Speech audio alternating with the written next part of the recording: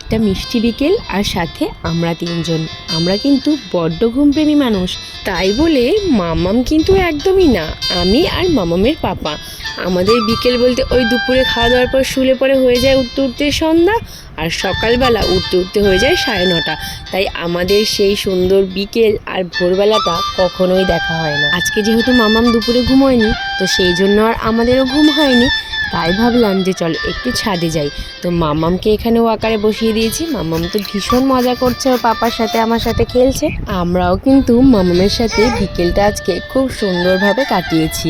তারপর সন্ধ্যা হতেই ঘরে চলে আসলাম, এসে একটু দুজনে মিলে চা খেলাম। আর তারপর আজকে মামামের পাপার পছন্দের গাজরের হালুয়া বানাবো বলে সব কিছু আমি রেডি করে নিলাম।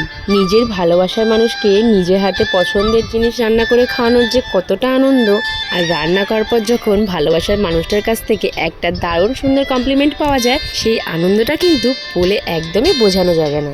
আর দেখবে, তুমি যদি কাউকে কিছু করে খাওয়াও, সেইটা যদি সে প্রশংসা করে, তাহলে তোমার সেই জিনিসটা করতে আরও অনেক বেশি ভালো লাগে।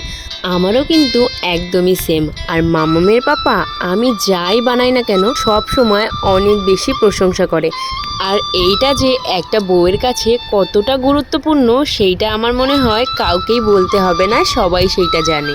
প্রত্যেকটা সম্পর্কে যদি একটু ভালোবাসা আর একটু যত্ন করা হয়, সেই সম্পর্কগুলো কিন্তু অনেক বেশি সুন্দর হয়ে ওঠে।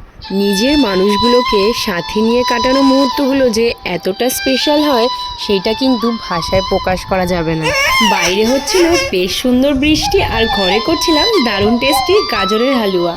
আমার গাজরের হালুয়া কিন্তু একদম রেডি। আর এইটা দেখছো এরকম লাগছে, পরে কিন্তু এটা টেনে একদম পারফেক্ট হয়ে যাবে ক্ষীরের মতো। তো চলো সবাইকে এখন টাটা।